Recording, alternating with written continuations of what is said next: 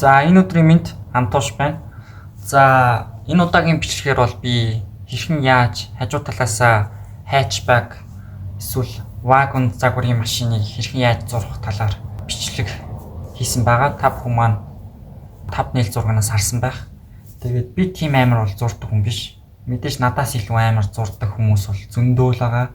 Надаас амар хүмүүс бол зөндөө л байгаа. Яг би одоо л өөрийнхөө хэмжээндээ л зурхыг хичээсэн. Тэгээд та бүхэнд маань таалагдана гэж найдаж байна. Тэгээд хэрэгтэй хүмүүст нь бол хэрэг болно гэж үнэхээр их найдаж байгаа. Тэгээд олон юм нуршлагаа шууд хамтдаа бичлэг рүү орцгоё.